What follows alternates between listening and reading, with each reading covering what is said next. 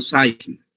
You can't be, in the real sense of the term, a happy person if the whole society remains unhappy. So, for example, you see, even in Buddhist tradition, an indispensable part of this education is Odatta Dano. Odatta Dano Viramati is considered as a part of education. So Buddha said, Odatta Dano Viramani Shiksha Podam Samadhyami in Pali. It is a part of education, not that school and college education. Education starts with the childhood in your family. So it is important in the society that the person should have the character. It is character building. So what is not due to itself, if you accept it, then it is considered as a papo, killi shaha. Why it is mentioned there? Suppose you are a teacher, you are getting a salary, monthly salary. This is recognized by the society.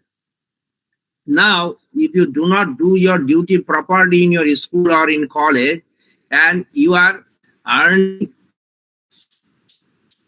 by selling education, this is called papo. Then you will have 30 bank balance. You are cheating the society. This is papo. Buddha thought of this because of to make the society free from corruption. The difference between the poor and the rich, the gulf between the two, then would be more. And in a society where the gulf between poor and the rich regarding wealth is more, that society cannot be happy. Nobody can be happy. To keep the society corruption free, it was advised that what is not due to yourself, you should not accept it. But this is a kind of ethics called virtue ethics. Apart from the virtue ethics, we also face certain problems in our life, everybody. Now the question is, what our tradition tells us, or how our tradition can guide us in determining what is our duty, dharma. So there are different dharmas, Rajo dharma, Pitri dharma, Stri dharma, and all these are duties. The duty of the husband, Bhartri dharma, duty of the king, duty of the administration. Nothing is there the right. It is duty oriented. This is the basic difference with Western tradition of Indian tradition. Now, how to determine the duty. Many people, the miserable condition is that because of colonial hangover. Many academicians also think of that everything is dead in India. Then it is nothing but the graveyard of dead ideas.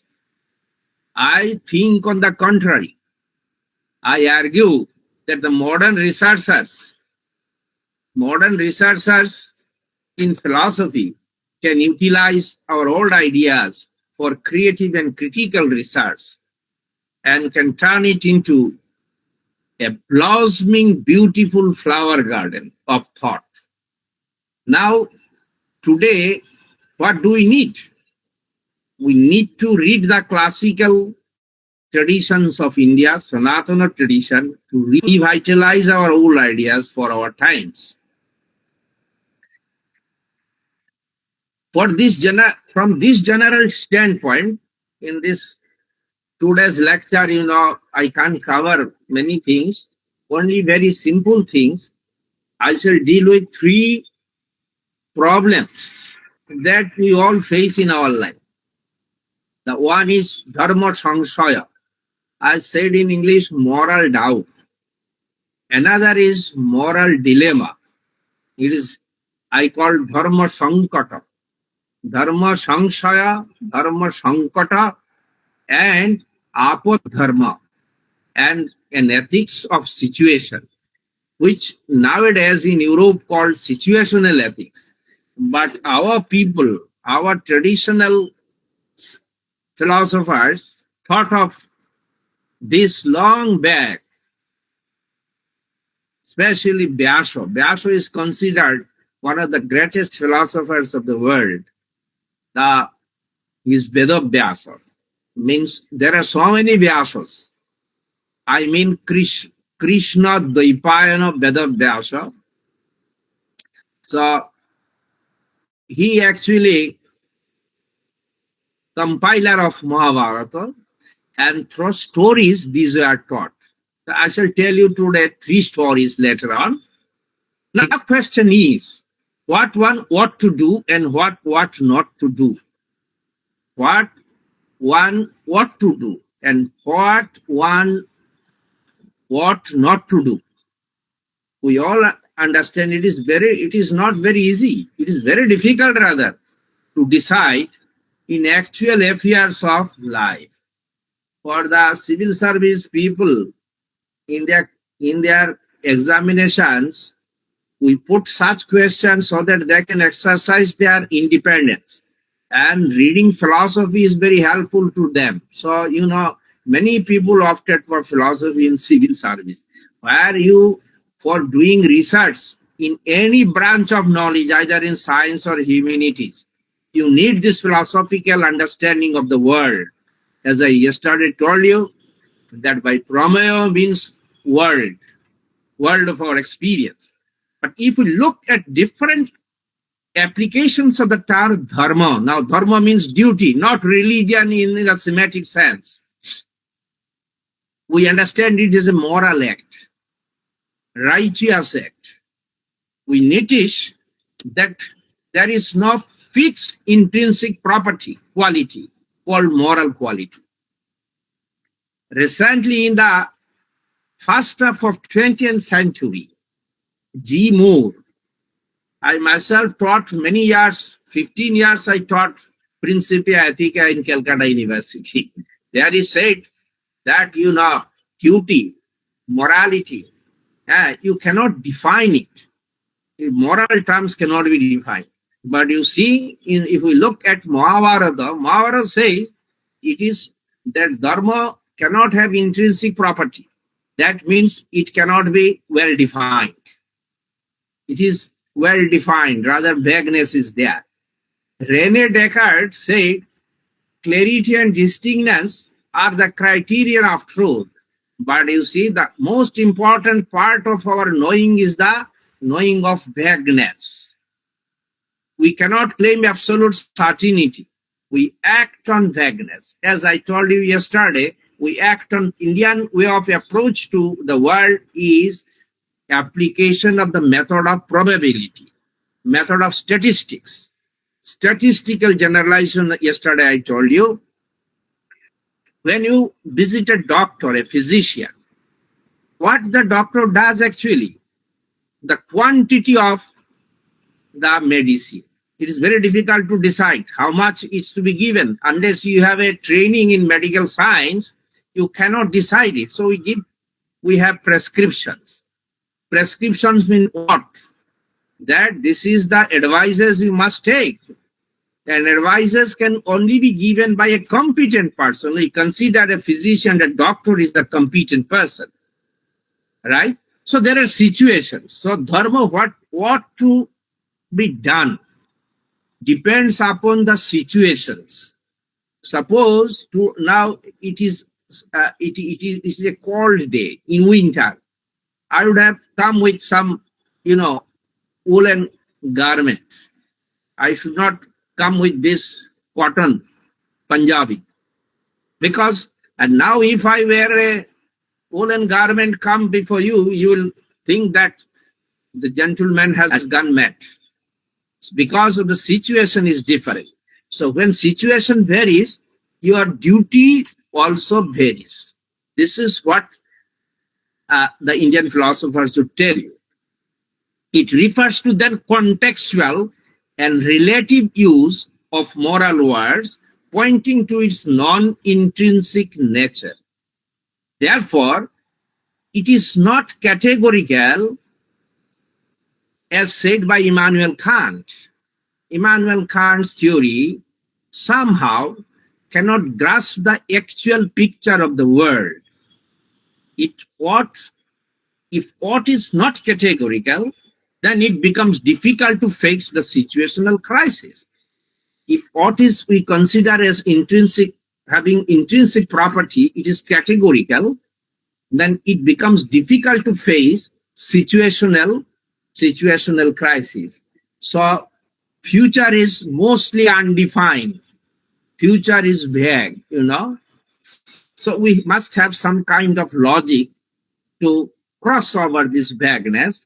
The more we cross over, the more we are successful. However, it is difficult to situate the context-bound dharma, duty, with the ever being realized ontology of dharma.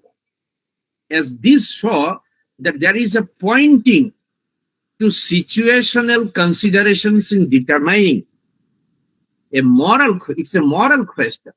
How? So there is a logic called moral logic, logic of morality, logic of, morality also must follow a kind of logic. It is the situational constraints involving facts that color our moral judgment with relative value. So values are not absolute here, it is relative value. Mind it, these very practical considerations the Indian philosophers have given us. Everything in this world exists on the basis of co-interdependence. Everything, what we are doing, we are deciding are on the basis of co-interdependence. So our moral judgment cannot be absolute in nature. That is, we teach our youngsters, Sada Satya Kotha Bolibe, speak the truth. But speaking truth is not always a virtue. Sometimes telling falsehood becomes a virtue in apad kalo, when you are in crisis, existential crisis. Very interestingly, there is always the role of situation orientation in determining what is good and what is not good. If you read, I think, Hamlet, if there is anybody from English literature, in Shakespeare, Hamlet, there is a line. In our time, our student life, we used to memorize these Shakespeare's lines. Nothing is either good or bad, but our thinking makes it so. It is in the Hamlet. So in the Hamlet mouth, Shakespeare gave this, nothing is either good or bad, but our thinking makes it so. It is our thinking or analysis of the situation that determines whether our actions are right or wrong, good or bad. So the consideration of the actual situation is important. If you ever visited a doctor, sometimes, for your parents, if you go, young people do not need medicine. So in our case, sometimes doctors write some medicine in prescription. And beside this, under this he writes SOS. If it is required, then you will give. If it does not require, you should not give it. SOS. So this is actually the consideration of the situation. Now, such situational considerations we see is in Mahabharata. In Mahabharata, it is called in Bangla, Ja nei Bharate, ta nei Bharate. What is not in Mahabharata, it may be an exaggeration, but many things are true. Mahabharata is that what is there, all the problems of our life, most of the problems are dealt there through stories. Very interesting. Even the Bharata, what is Bharata, one must know first. Bharata is a country, is a desha, is a varsha. Varsha means country. ruled by an ideal king. The ideal king is called Bharata. So why Bharata is an ideal king? What he does actually, what is his dharma? Is Raja Dharma. He gives Sushasana to the inhabitants of this land. That is why our country is called Bharatvarsha. It's not that if Sushasana, people deserve Sushasana here. Bharayati Pushayati iti Bharata. Bharata is a governor of this land who gives pushti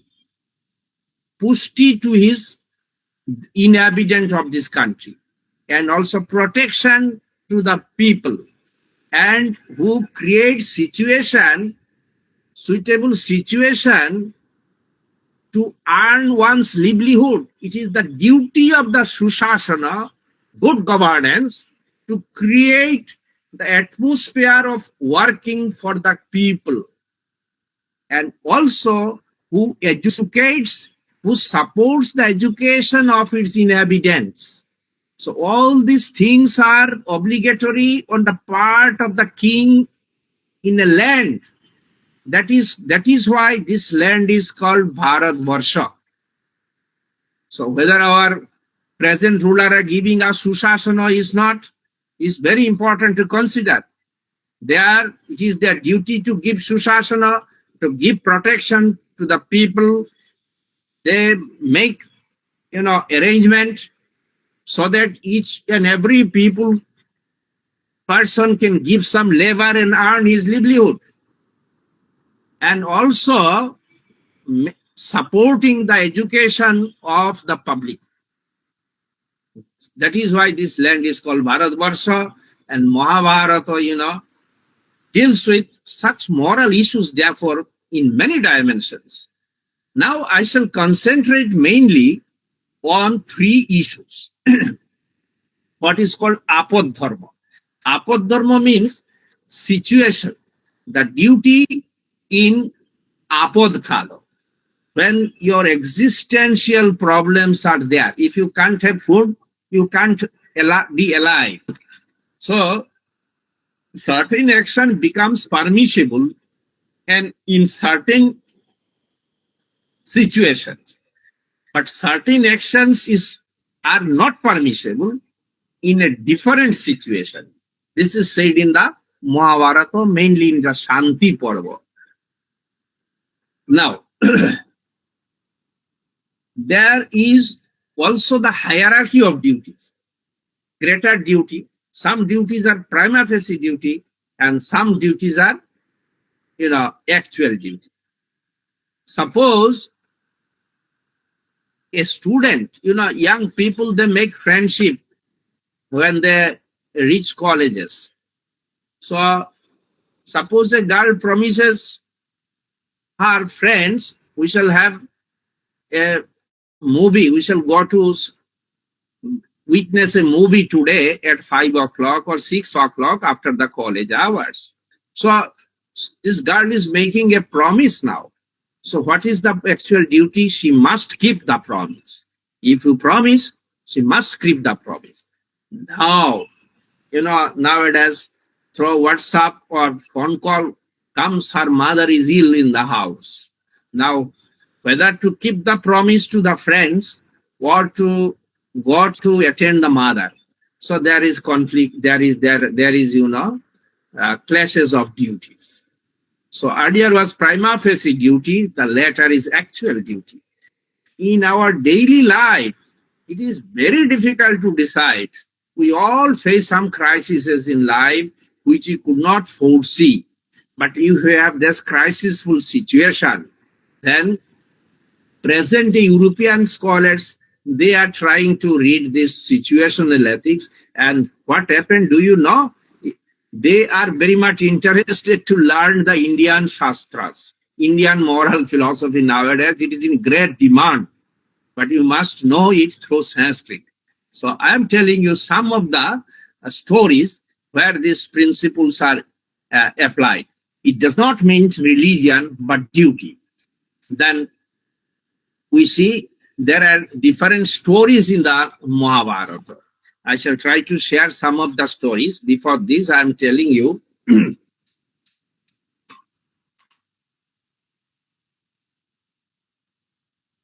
three stories. Three stories are there. I am trying to share you these stories through some pictures. Just wait.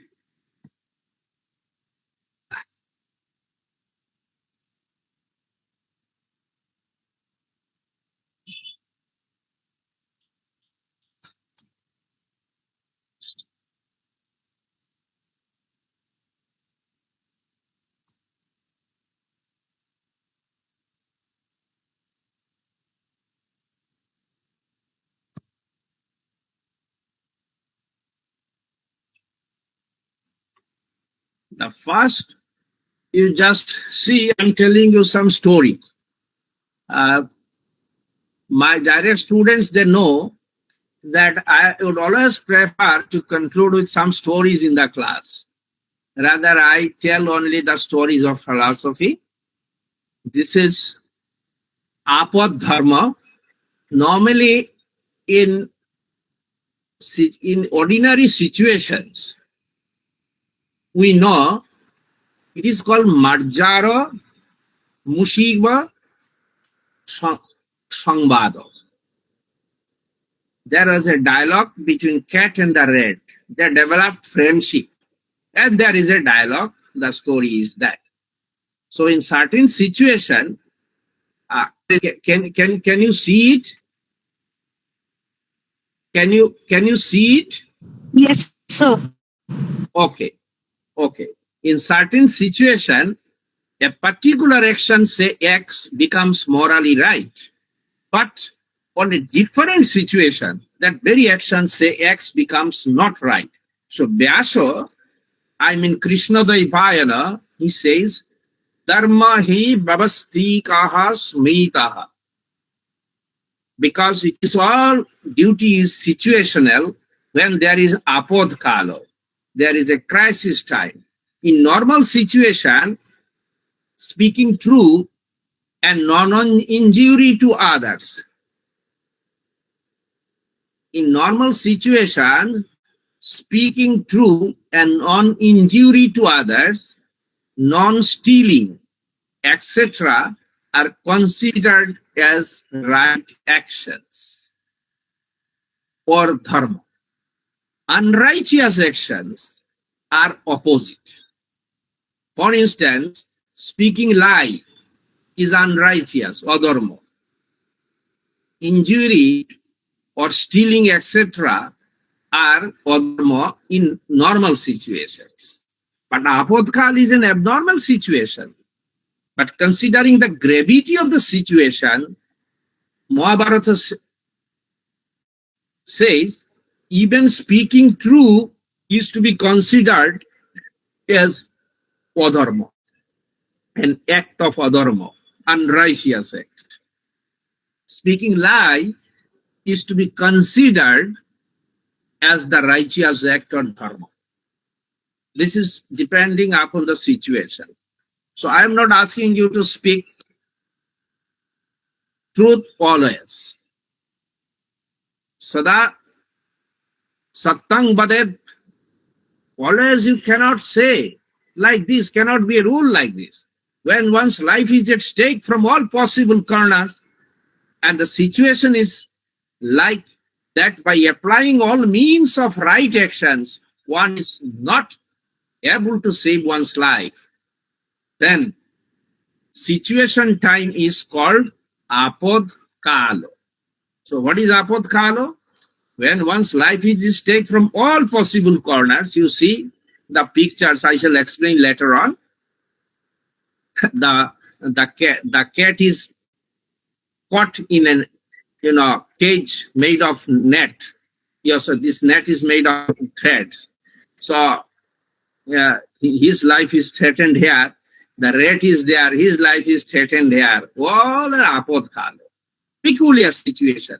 we are to tackle with subtle tactics of forming friendship tie. So there is a friendship between cat and the rat here, even with a person having permanent enmity. You know, cat and rat, their relation is khaddo, khadoko, bhavo. The cat is the eater of rat. And they are in the relation of permanent enmity. Cat and the rat have permanent enmity. Now,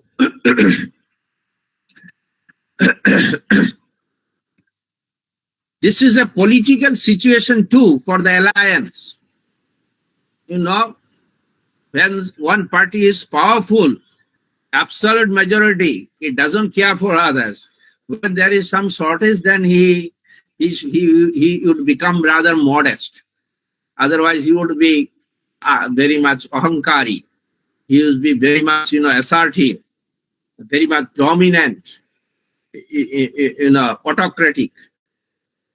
Now, always existence precedes other considerations, say generalizations. So, Indian philosophy teaches you to consider the actual situation. Existence precedes essence here.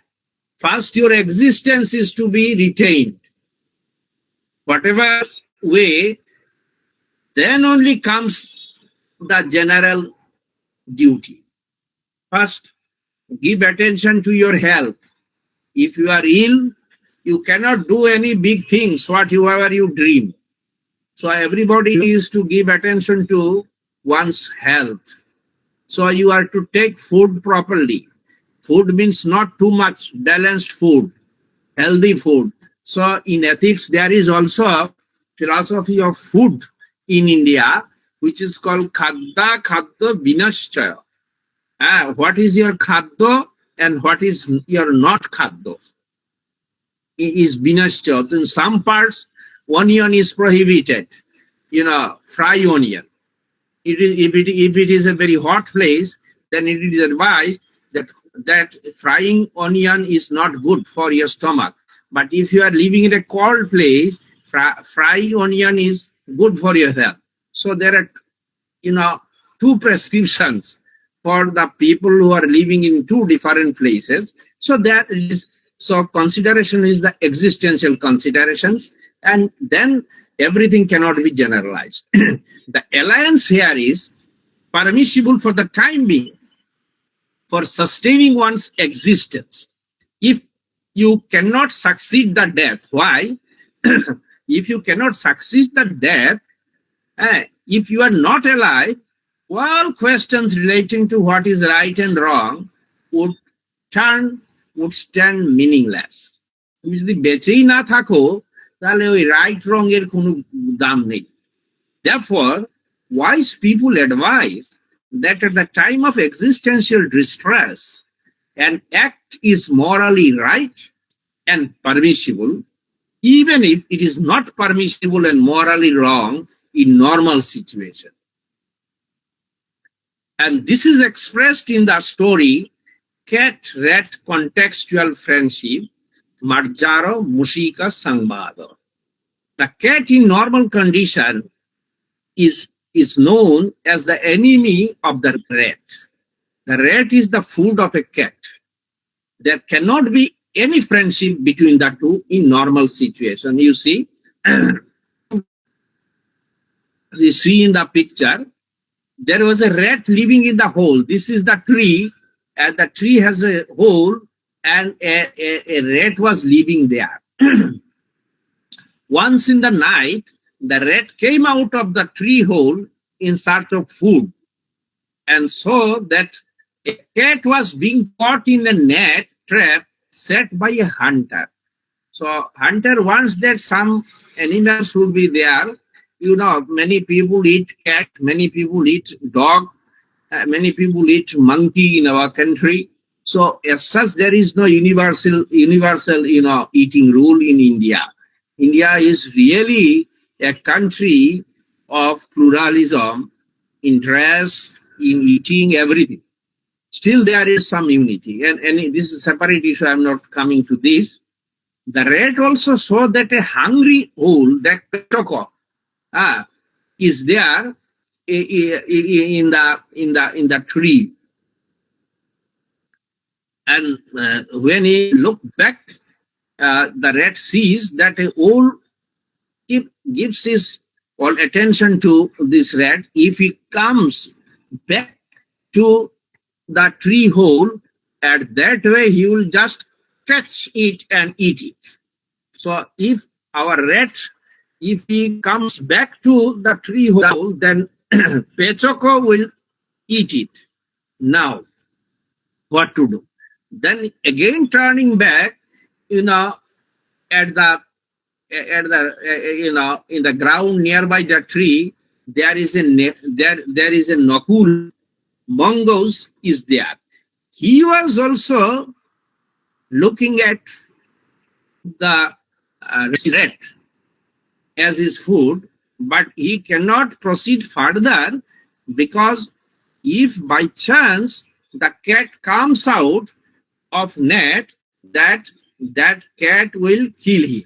So because of the fear of the cat, Nakula is staying nearby the tree root, and he is also waiting. And now in a situation, there is a certain reasonable distance of each of the threads from the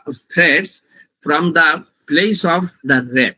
So rat prefers to stay there nearby the cat here, because cat cannot come out. Then there is a proposal. Proposal is that the cat too was in existential crisis. To save its life from possible death threatening from the hunter. The hunter will come in the morning. Now, before this, he must get released himself, this cat, otherwise he will be killed by the hunter. So all three possible ways, there is sure death for the rat. Now, what to do? This is the crisis. This is apod kalo to a rat. And we, the common people, we always face this apod kalo. Whether I go for voting for certain party or not, if you live in a village, it is very difficult. All these democratic norms will not work there.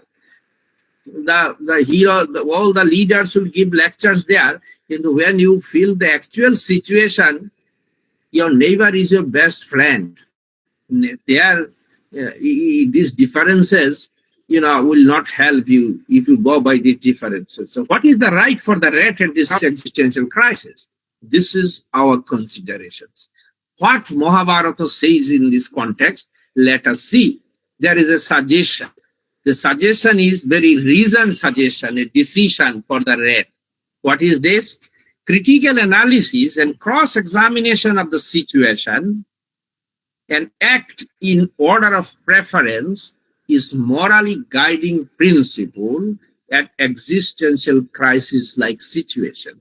Mahabharata says, in our lives, such situation arises. Then what to do? We must critically analyze the conditions and cross-examine them, this situation, and then act in order of preference.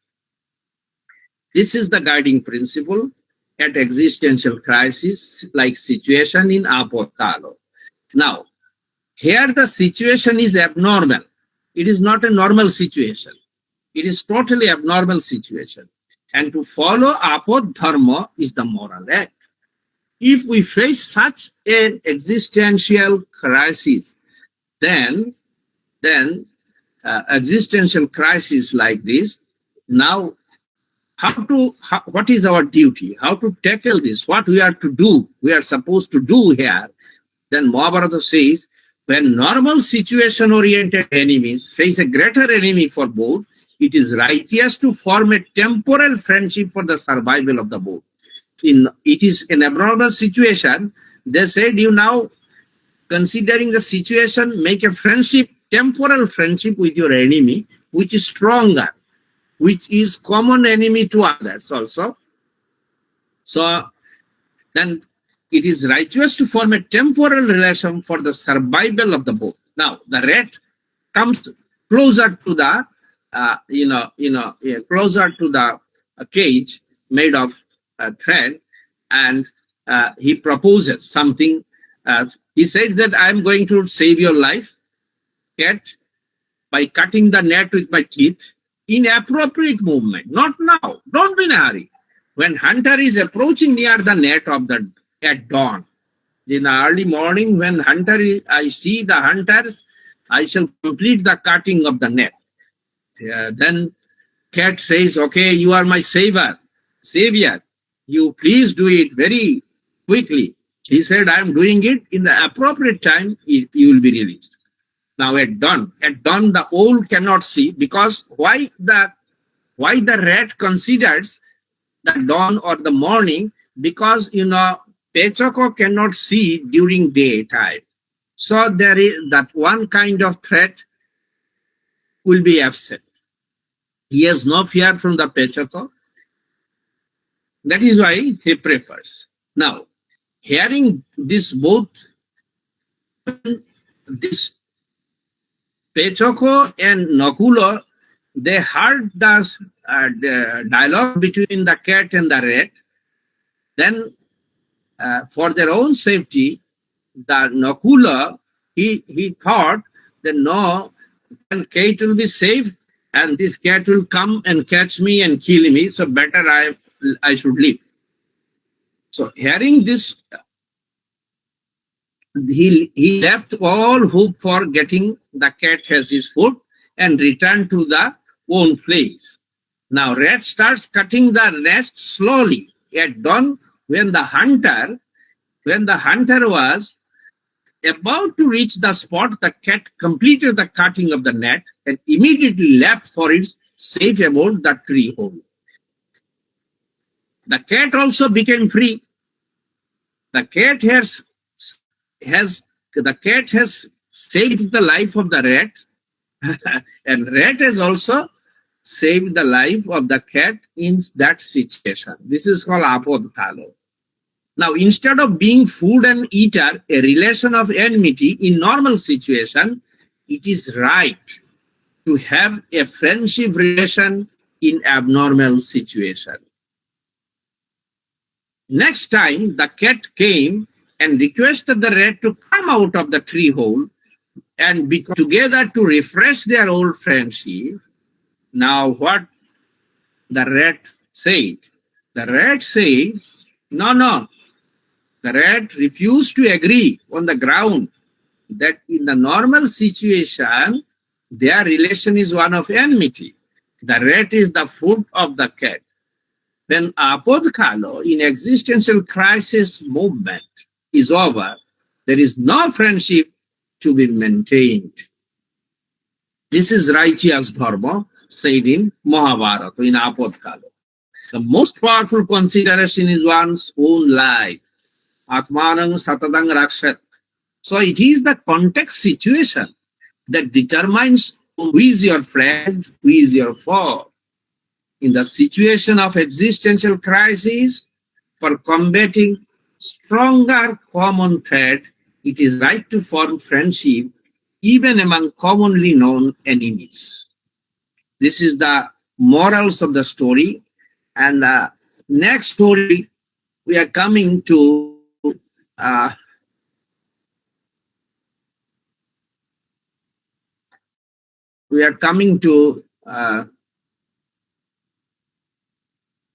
is truth telling always a virtue?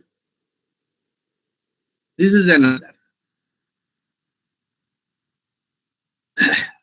As it is said, in normal situation, you ought to speak the truth.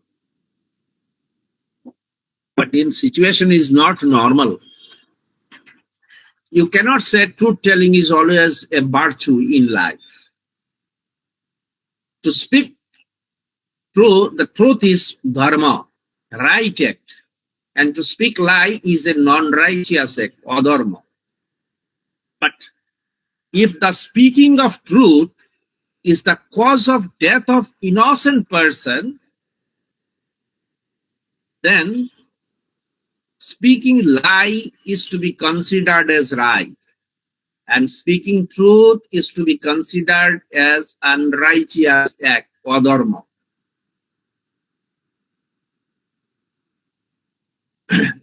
For speaking truth, if innocent people will be died, then it is not dharma. It is not a proper duty for you. Rather, if you speak lie, that would be considered as dharma. So there is a story there. The story, what it says, see, there are mitigating circumstances in life, such as destruction of innocent lives or loss of all possessions, under which to tell a lie may be a duty, where telling a lie may be good as truth, truth telling may be as bad as lying. If you speak the truth, that is called adharma. And this is the teachings of Mahabharata. It is very practical. There is such a situation in reference to Kaushika Muni. Kaushika Muni's truth telling. Kaushika took the vow of telling truth. তিনি প্রতিজ্ঞা করেছিলেন তিনি কখনো মিথ্যে বলবেন না। কেননা his mind was, is Kaushika Muni a mendicant? তিনি প্রতিজ্ঞা করেছিলেন, he took the vow of telling truth, and as a consequence of this he would be rewarded with a position in heaven after death. যে মৃত্যুর পরে তার স্বর্গ লাভ হবে. Do you know what is heaven? Heaven is considered as Orthovada in the Vedas.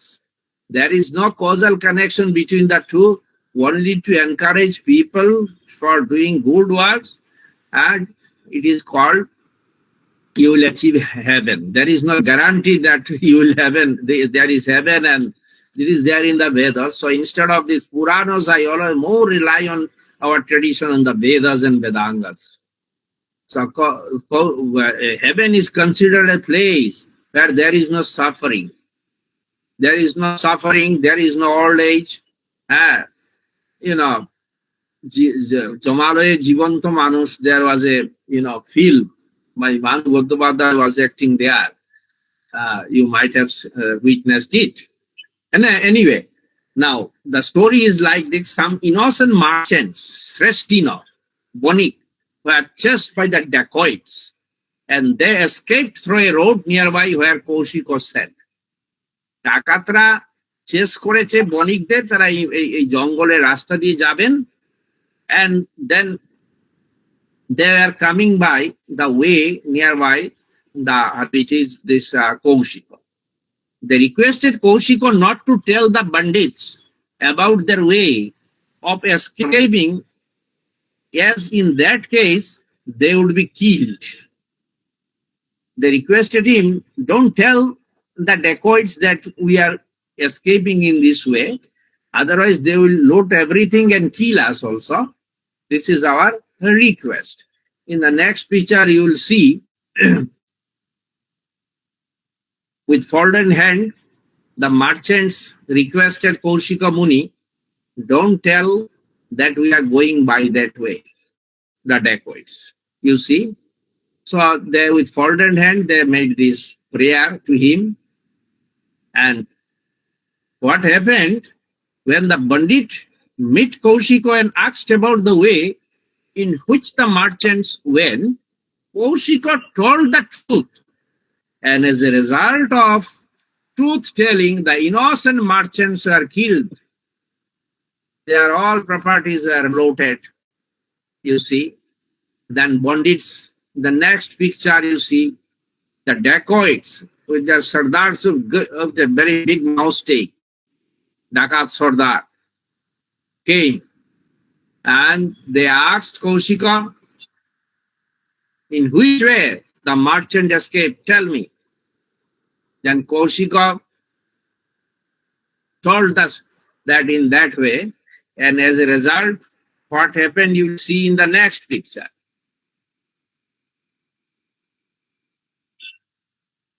The merchants were killed. All the world that did have were looted. Now, after the death, Kaushika could not reach heaven, as it was unrighteous to allow the killing of innocent people's lives as a consequence of Kaushika's act of truth-telling. So truth-telling without considering the situation is not always a virtue taught in Mahabharata, in Indian ethics. What is evident here? That promise keeping or even truth telling cannot be an unconditional obligation when it is in conflict with the avoidance of the grossly unjust and criminal acts, such as patricide or fratricide. The nature of dharma is ever elusive, very difficult to decide. And we have to consider the situational constraints and practical wisdom for determining what is duty or right and what is not right. This is the moral teaching. In many ordinary situations in our life, we use the word kill. Ami tumake mere felbo. Loosely in a wider sense. Example, a mother may tell the child, if you do this, I will kill you. তুমি যদি এটা করো তোমাকে আমি মেরে ফেলবো. So should the daughter or girl go to the police station and make an FIR against the mother? The dire consequences. She threatened my life. She should be arrested. What is dharma here? If truth-telling causes the death of innocent people, then it is to be considered as adharma. In normal situation, non-injury is the dharma. But if you are to kill the killer of innocent being, then this act is considered as dharma. One who is killing the innocent being, if you kill that person, it is dharma, not adharma. I'm not introducing this topic, what did by Krishna there in killing his Matula, Kangsha.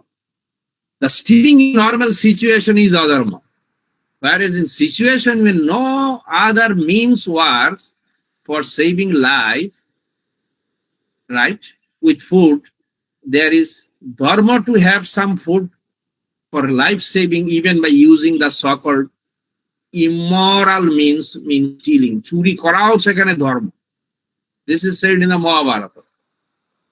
But it is to be remembered that by using tricks, any situation cannot be considered as a state of existential crisis. Hypocrite's act is not called righteous. So there is in Shobha Porbo, except situational crisis, it is the virtues that are to be followed in determining what is right and what is wrong. Non-injury, truth-telling, and good for all creatures are highest forms of righteousness. How truth and non-injury are related? That which makes the highest good for all living creatures is truth. So we, as I said earlier also, there is a conflict between our prima facie duty and actual duty. But what is the criterion of distinguishing one from the other? The more beneficial one for the highest number is the actual one. Good for all that exists in the highest paradigm that determines what is right. I'm referring to another story of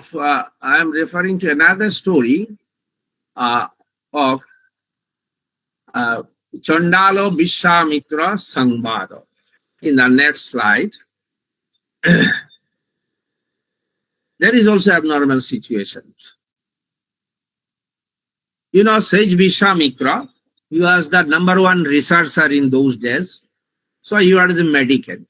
For a researcher, your food is very light food, but you should not take like the other people who is always having this manual labor. They can digest many things. And a layman and the sage Vishwamitra, there is a dialogue. This is the Vishwamitra Rishi, good health, because his king is supplying food, proper food to him. So it is the normal situation. He's doing all these research, getting foods, and other munis, rishis are there. In the next slides, we see he is moving.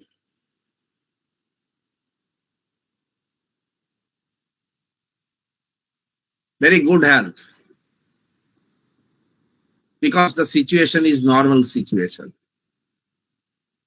But in the next slide, you see, there is no leaf in the tree. It is said few years there is no raining because of the papo of the king, the ruler. The ruler was careless and ruthlessly people were they cut the trees, and then there was less rain. And as a result, there was no taxes. People were suffering from, they are almost in starvation. So Vishwamitra, nobody was, there was no dano to the mendicant. People are not giving bhikha to him for good food to him. So that says health, and now the Vishwamitra's health you see. So there is a lowly person called Chandala. He is the meat eater of the dog. Some people eat, and they eat meat. So there was meat in his house. So Vishwamitra wanted to steal it in night. And the householder, the layman came out, and his dog is there. The dog is also not getting food, you see. Then he wanted to kill him, that he was stealing. But no, don't kill me. I am Vishwamitra. Then he said, if you are a Vishwamitra, the researcher, why you are here? It is not proper for you to steal the food, and even this food, the meat is not a proper diet for you, food for you. Then Vishwamitra said, what he said is very interesting. During the time of famine, food was very difficult to get. So Vishwamitra was unable to get any food. And last time he came to a lowly person's house, and he wanted to eat the meat of a dog, which in ordinary situation considered as non-food for him. He argued for eating the meat of a dog as the act of dharma. He said, it is dharma now for me because I have survived. In normal situation, I don't eat. But in this abnormal situation, I have no other things. Only you have some meat, so give it to me. I must eat it. Yes, the light of a lamp can eradicate darkness. So if your life is saved, in the moment of extinction, there will be opportunities to recover the loss you have done by eating the apparently, right,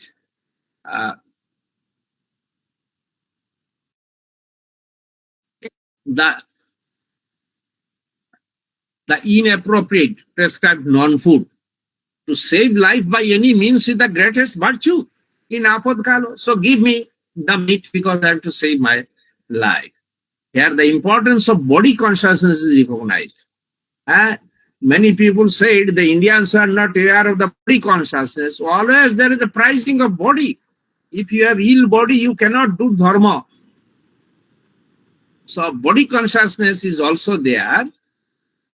So Vishwamitra getting some food from a lowly person, that is the meat of a dog, he saved his life. And his argument is that, let me allow to eat it because it is now dharma to eat the meat. So vegetarianism, non-vegetarianism, this debate is a bogus debate historically and culturally. in our country.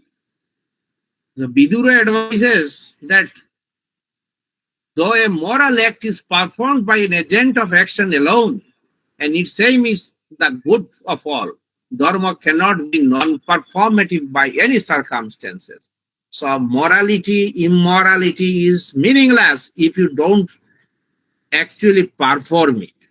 So meaning morality means you are applying it to your life.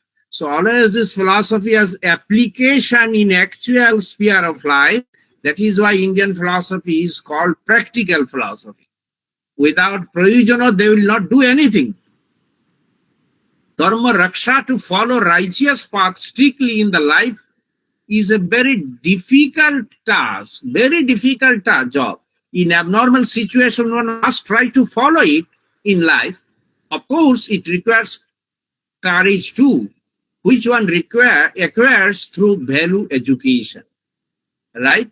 There are persons of such high morals still in our society. They exhibit morality in their works of life. They are the real teachers. The teachers do not only educate the students of teaching, but actual way of life. Their teachers are called acharyas in our tradition. See, if your student comes late and you say, no, I am not going to allow him to enter. If you come always late, 10 minutes, 15 minutes late, you have no right to ask your students, don't make late. So it starts with yourself. So always the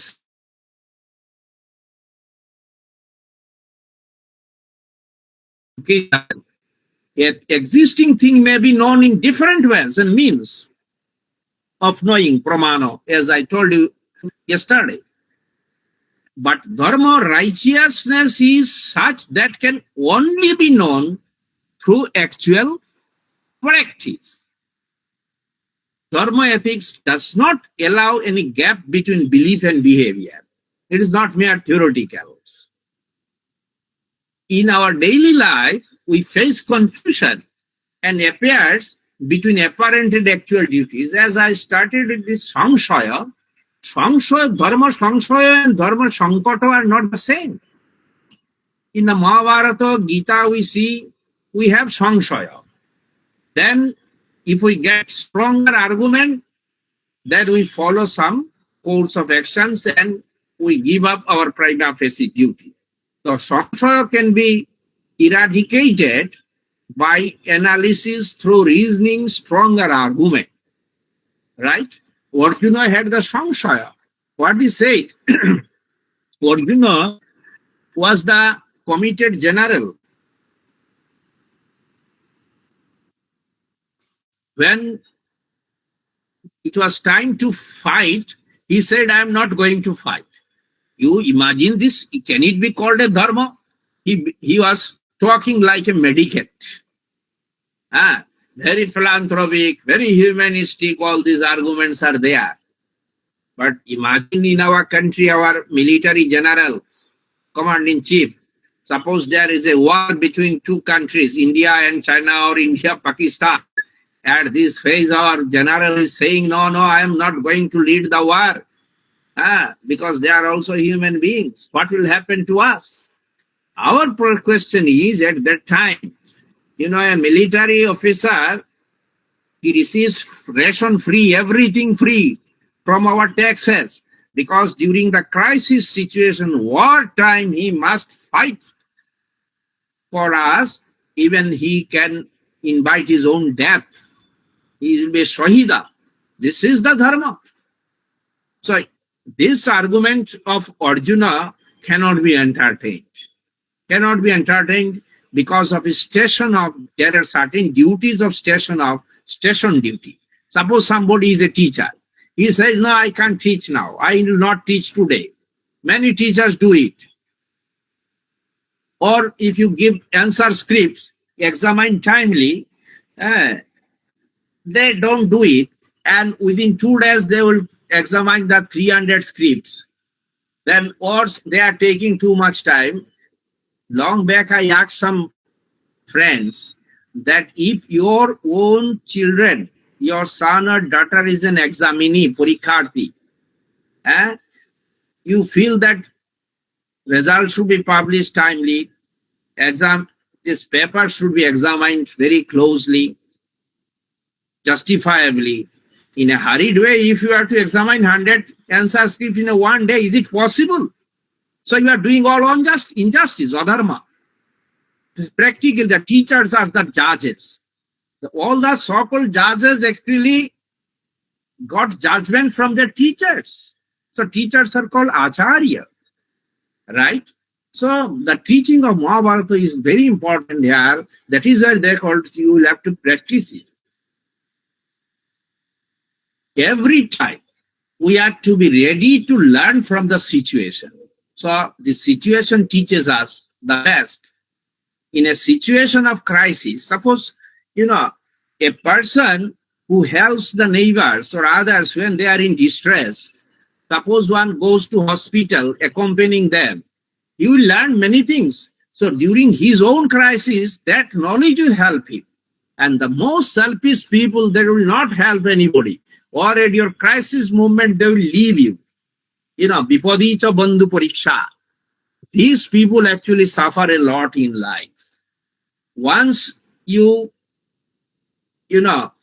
behave like this, never people will believe you. Nobody will come to your help. You will die with help in a situation, helpless. Probably the consequences of the action on society and public morality of one's time is under consideration. But dharma ethics is neither purely deontological as we get in Immanuel Kant's duty for duty's sake, or purely teleological or utilitarian ethics. It is not pure, it is rather the practical ethics, the situational ethics, what is now today. Now I want to conclude. I have taken much time. Let me tell you two stories of the a debate, a possible debate between Rabindranath Tagore and Bankim Chandra Chatterjee and Kant. What they say in such situations. Suppose, let us put the problem of truth-telling is a moral absolute. In whatever situation you tell the truth. Remember the Kaushika Muni's case. He could tell the bandits, no.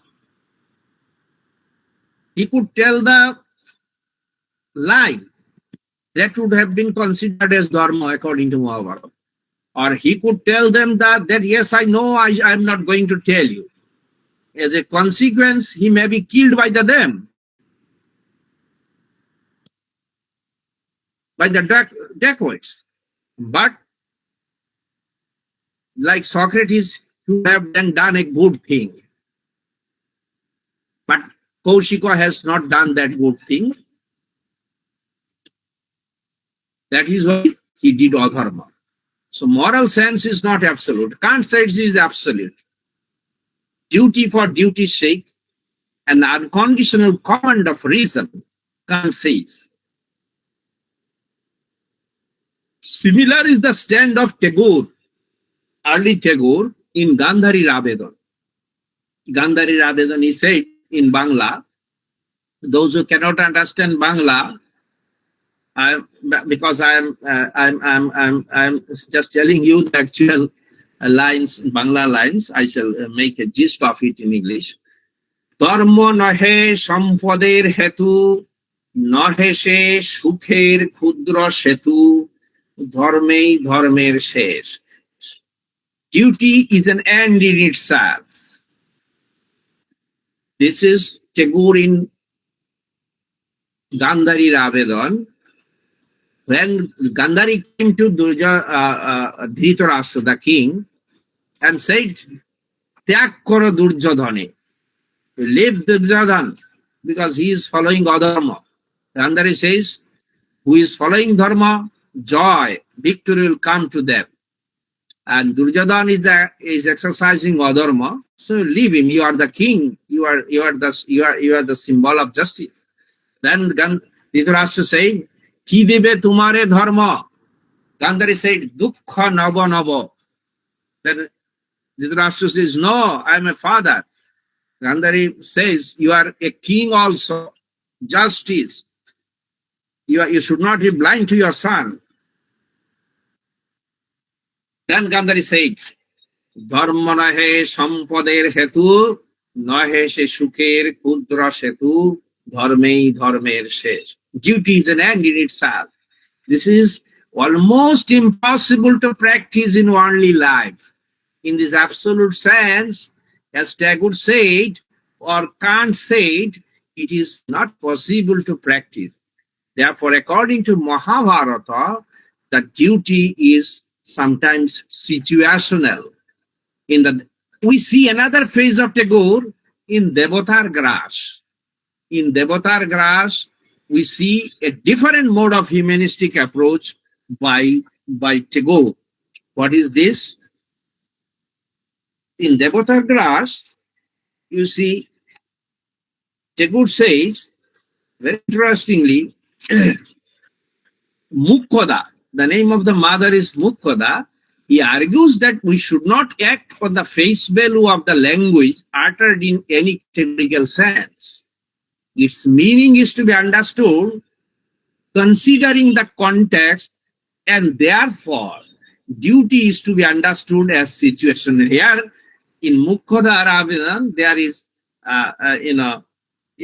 Tagore is advocating situational ethics. Mukshoda, mother of Rakhal. Rakhal was a very durant and naughty boy, and angrily said to her disobedient child, আমরা অনেক সময় বলি that আমরা বলি I disown you as my student. তোমাকে তোমার মতো ছাত্র যেন আমার না হয়, তোমাকে আমি ছাত্র বলেই স্বীকার করি না।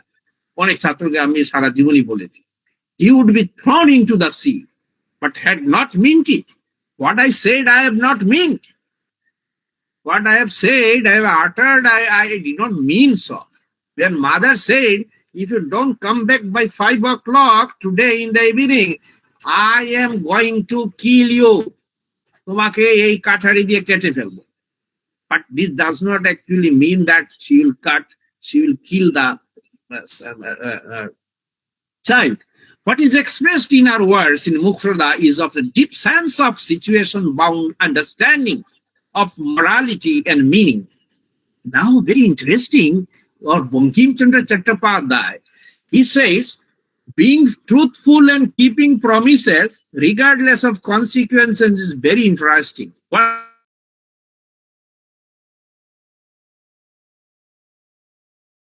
Reflections. One must go through Bankim Chandra Chattopadhyay, especially you see Kamlakant Doctor. Suppose a person after getting up in the morning, right?